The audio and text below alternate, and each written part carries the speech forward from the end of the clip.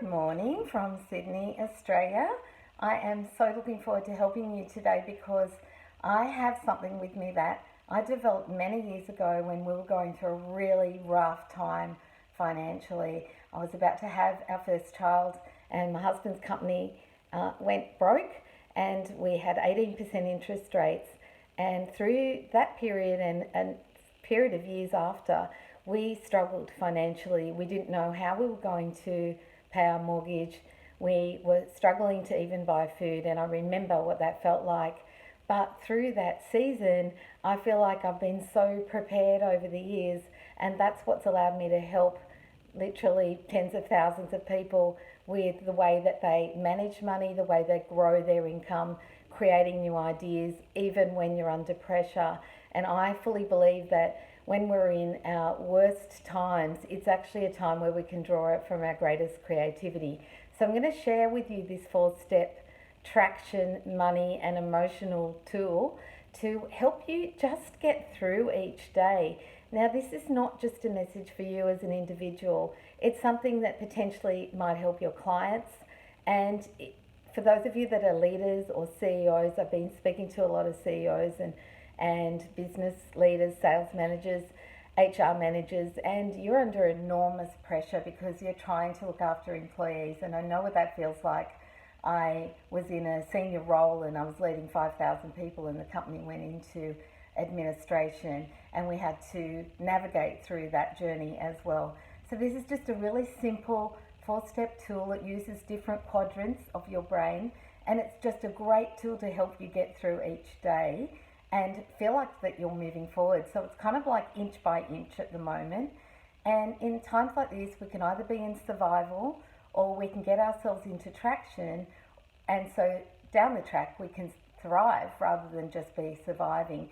So we've all really got a choice right now to learn the tools, how to get traction when we're in a period of time that it is very difficult. I recognize and understand that for all of us.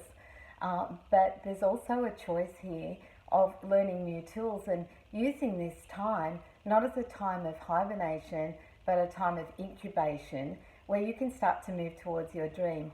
So the first part of the tool is talking about your dream. So, it's really important for us to not give up hope. This isn't the end of the world. We are going to get through this. And when we get through it, you're going to be able to achieve some of the dreams that you've had in your heart for a long time. Maybe you want to write a book, and now's a great time to do it. Or maybe you wanted to always take your business online, and now's a good time to learn the tools and put some things in place to execute that dream. But if you don't have a dream, and this is so important if you have kids or employees, to speak about the future and still be visionary. And this is the hallmark of a leader, is to be able to still have hope and belief and faith and courage to continue to move towards the dream. And if you do that, you'll find that people will start to follow you as well. So what's the dream that you've always had in your heart? And sure, maybe right now it's not going to happen, but to have that inspiration is so important. It's important for your kids as well. So talk to your kids about their dreams, talk to your employees about their dreams, and how can you move towards your dream now? So the next step I want to share with you is a really practical left brain step, and that is, what is a goal that you can achieve every day?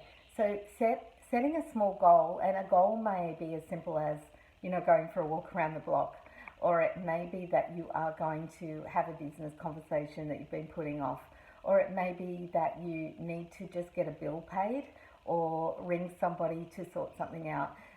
But doing a goal that is a bit aspirational is really great, that is helping you to be consistent and move towards something. So if a goal relates to your dream, just chunk it right down to one small step. When we're under pressure, especially if we're a creative or a right brain type, we can get really overwhelmed with all the things that we think we have to do, and we can go into panic mode and start to just try and do too much. But if you just achieve one small goal, the brain will like it, you're starting to rewire, and you give yourself a feeling of success. So it's important to achieve a small goal, even if you're working and you just get something done that you've been needing to do or haven't finished. Completing something is so good for the brain. So that's step number 2. And step number 3 is doing something really practical.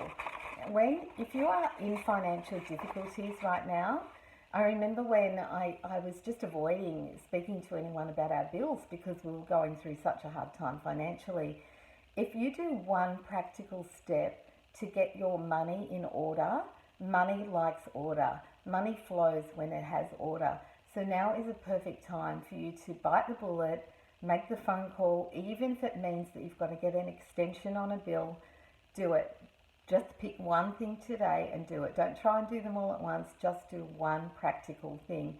Now, a practical thing may not be for you around bills or money. Maybe a practical thing for you is that you have thought about executing an idea. So what information do you need? Who do you need to speak to help you to get something started? What's the next step? Because normally we procrastinate because we don't have all the information, and so our brains are uncertain. And when we're uncertain, we go into fear. So the 4th step is your emotional life, and I call it being an emotional millionaire. And what that means is you're able to access that higher state of flow, that state of faith, that place that allows you to be creative. And it's kind of like, if you're standing on top of the mountain after a bushwalk, or you're in the shower and you get an idea. But to access that state is learning how to move out of survival through traction and into that state of what I call flow, or your higher state. So a lot of people are down in that survival state, and when you're in that survival kind of thinking and you're listening to all of that, you can really start to get fearful very quickly. And I've experienced that. But I have trained myself over the years to move out of that place quickly. And you can rewire that pathway in your brain. And it really comes from your heart as well. What do you believe in? And, I believe in the future of the world. So who are you listening to at the moment? Are you listening to all the news reports? I've put myself on an information diet right now. I am only allowing myself to hear the news for a very, very short time every day. And I'm happy to hear it through my family if they've watched it, or watch a brief snip of what's going on so that I'm aware and practical and being sensible. However, the rest of the time, I have shifted my focus over the years, and I choose to listen to people who have wisdom, who has great advice, who can practically help me move forward. So not just about ideas, but about execution. So if you've been trying to battle through this on your own, I would say who is around you, who is a leader, who is courageous. And what I've found in working with high performers is they often don't ask for a lot of help. And myself included, I've only learnt to do that over the years, where I go and get mentoring from people that have gone ahead of me in a certain area. For example, online marketing. It's an area that I went to the States and learned about. And I'm so thankful for that now, because now I've learned how to set up a online business, and now I help other people do that as well. So, but who are you around? What are people talking about that are around you? And if they're constantly talking about the fear of this and the issue, they're not great for you to be listening to. What comes out of your mouth is super powerful. So what are you talking about yourself? Are you talking about your dreams? Are you talking about positive things? And are you around people who are courageous, who are encouraging, who have a high degree of courage and faith? And I would really encourage you, this one last thing emotionally, is think about how you want to feel rather than how you are feeling. And this has really helped me so many times, because again, you are starting to create a new neural pathway in your mind. But if you want to feel more calm, what has to happen for you to feel more calm? Or if you want to feel more peaceful, what kind of things make you feel peaceful?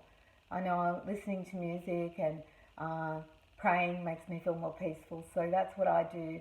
But now, in these times, I've made sure that in my day I have the structure for that. I place high importance on that. And to be honest, I think at these times we're in, we need lots more of the mindset and the emotional courage and the emotional peace. So it may be that you need to put those structures into your day 4 or 5 times a day, rather than just going to the gym once a day or doing whatever you do. So it's okay, to chunk it into tiny little bits and move between your dream, your goal, a practical action, and your emotions. And if you do that and you just keep going round and round these four quadrants each day, the four-step process, what will happen? Oh, I'm looking above. What will happen is you will start to create a habit of getting things done even in adversity. And just trust me, when you start to deal with things and not just be in survival and denial, you will feel so much better, and you'll start to create some really positive pathways emotionally, mentally, spiritually, and financially. And I had a client the other day, I had this exact conversation with her, and within the next hour, she was just feeling so much more calm. She was worried about her kids, she was worried about her own health because she had some health issues. And, I just said, calm your farm, love. Calm your farm. But we did look at what, she wants to do some speaking. So we looked at what needs to be put in place for her to help her with that. So I hope this has helped you. Four-step money traction process, and I will put an image of this on the screen for you in the comments. For those of you that are really wanting to invest in developing yourself over this season, over the next 3 months, I am doing some strategy calls. They are free of charge at the moment, just to help people have a shift in the call and recognize what you can do, not what you can't do, to move yourself forward, because this will end. And when it ends, you can come out of this either being a leader and showing the world what you've got and leading people through this season, or you can hide away in your lounge room, which, hey, we all do that sometimes too. So love and prayers to you today, wherever you are in the world, and I hope this has helped you. And tag someone if you know someone who you think this could be useful for. It's just super practical. Have an amazing day. Bye for now.